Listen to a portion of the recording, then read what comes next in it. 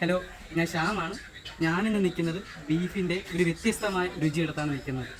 വിളമ്പുന്നത് ഇവിടെ തന്നെയാണ്. ഇത് തന്നെയാണ് കടയും, ഇത് തന്നെയാണ് വീടും. ഇതിൻ്റെ ചായ്പിലാണ് ബീഫ് വയ്ക്കുന്നത്. നമുക്കിനി അത് കാണാം. കോടന്നൂർ തട്ടുകടയിലെ അടുക്കള ഭാഗത്താണ് നിൽക്കുന്നത്. വിറകടുപ്പിലാണ് വെക്കുന്നത് തന്നെ. നോക്കിയാൽ ബീഫൊക്കെ കിടന്ന് തിളയ്ക്കുന്നുണ്ട്. സിന്ധു ആൻറ്റി അതിനായിട്ടുള്ള പ്രിപ്പറേഷനിലാണ്. അത് ബീഫിനായിട്ടുള്ള ഗ്രേവി വയ്ക്കുന്നത്. എത്ര നാളായി ഈ കോടന്നൂർ തട്ടുകട തുടങ്ങിയിട്ട്? 2 വർഷമായല്ലേ? അപ്പോൾ ഈ നാടൻ എങ്ങനെ ആന്റിയുടെ സ്വന്തം റെസിപ്പി തന്നെയാണോ അത് ആരെങ്കിലും പഠിപ്പിച്ചെന്നാണോ? ഇവിടെ ഇത് തുടങ്ങിയപ്പോഴേ മാമൻ പറഞ്ഞ് നമ്മൾ വീട്ടിൽ വെക്കുമ്പോഴുള്ള രീതിയിൽ വേണം വച്ച് കൊടുക്കാനുള്ളത്. മാമനാണ് വെച്ചോണ്ടിരുന്നത്. മാമന് സുഖമില്ലാത്തതുകൊണ്ട് ആന്റിയാണ് ഇപ്പോൾ വയ്ക്കുന്നത്. ഓക്കെ, അപ്പോൾ ആന്റി പണിത്തിരക്കിലാണ്. മുട്ടക്കറിക്ക് വേണ്ടിയിട്ടുള്ള ഗ്രേവി അടുപ്പിൽ കിടന്ന് തിളയ്ക്കുവാണ്. ഇത് ബീഫിൻ്റെ ഗ്രേവി. ബീഫ് പിന്നെ രസം. പിന്നെ തട്ടുകടയിൽ ഇപ്പോൾ രസം കാണത്തില്ലേ? തിരുവനന്തപുരത്തെ സംബന്ധിച്ചിടത്തോളം ഏത് തട്ടുകടയിലായാലും രസവട എന്ന് പറയുന്നത് ഏറ്റവും ഇമ്പോർട്ടൻ്റ് ആയിട്ടുള്ളൊരു കാര്യമാണ്. അപ്പോൾ അതിന് വേണ്ടിയിട്ടുള്ള രസം അടുപ്പിൽ കിടന്ന് തിളയ്ക്കുവാണ്. ഇവിടെ മിക്ക കാര്യങ്ങളും പാചകം ചെയ്യുന്നത് വിറകടുപ്പിലാണ്. ഈ കട തുടങ്ങാനായിട്ട് എന്തായ പ്രചോദനം എന്തായിരുന്നു? കൊറോണ ഒക്കെ പിടിച്ച സമയത്ത് തിരിച്ചു നാട്ടിൽ വന്ന് വേറെ മാർഗങ്ങളൊന്നുമില്ല. അപ്പൊ ഗൾഫിലായിരുന്നു. പിന്നെ നമുക്കൊരു ജീവിക്കാനൊരു മാർഗം ഇന്നത്തെ സാധനം കിട്ടുന്നതേക്ക്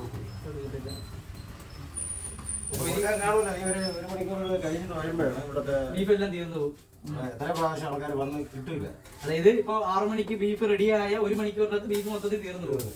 അപ്പൊ ബീഫ് വൈകുന്നേരം മാത്രമായിട്ടുള്ള ഒരു ഡിഷാണ്. ബീഫും ചപ്പാത്തി വൈകുന്നേരം മാത്രമായിട്ടുള്ള ഒരു ഡിഷാണ്.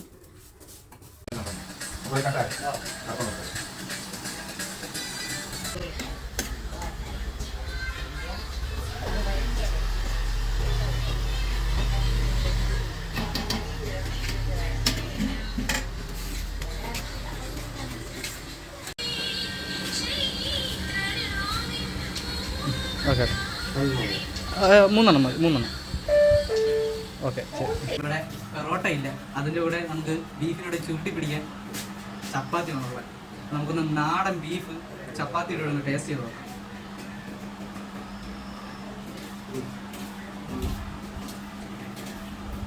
ബീഫ് നല്ല കുറുകിരിക്കുന്നു. നമ്മുടെ വീട്ടിലെങ്ങനെയാണോ ഉണ്ടാക്കുന്നത് അതേപോലെ തന്നെയാണ്.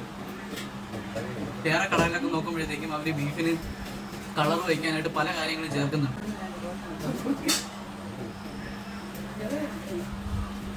ഒരു ചപ്പാത്തി എടുക്കുക, ബീഫിലെ ഇങ്ങനെ മുക്കുക. ഇത്രയും തിക്നെസ് കിട്ടുന്ന ഒരു ബീഫ് എത്ര രൂപയ്ക്ക്? ഒരു സെക്കൻഡ് ഒന്ന് ഗസ് ചെയ്തേ. 80 രൂപയ്ക്കാണ് ഇത്രയും നല്ലൊരു ബീഫും ചപ്പാത്തിയും കൂടി കിട്ടുന്നത്. അതായത് ഒരു 100-110 ഉണ്ടെങ്കിൽ വയറും മനസ്സും നിറച്ച് നിങ്ങൾക്ക് നല്ലൊരു ആഹാരം, വിഷം ചേർക്കാത്ത നല്ലൊരു ആഹാരം നിങ്ങൾ കഴിക്കാം. ഇതാ അടുത്ത് എത്തിയിട്ടുണ്ട് ഇടിയപ്പമാണ്. ഇനി ഒരു കറിയും കൂടി വരാറുണ്ട്.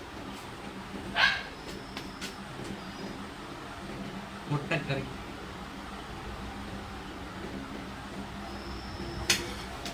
മുട്ടക്കറി ടേസ്റ്റ് ചെയ്തോ.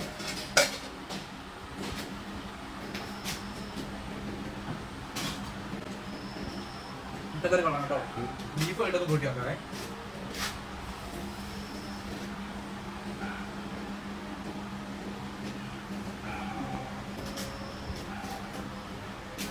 എന്തൊക്കെ പറഞ്ഞ ഇവിടുത്തെ ബീഫ് വേറെ ലെവലാണ്. ഇടിയപ്പത്തിന് ഒരെണ്ണത്തിന് 6 രൂപ, മുട്ടക്കറി 20 രൂപ.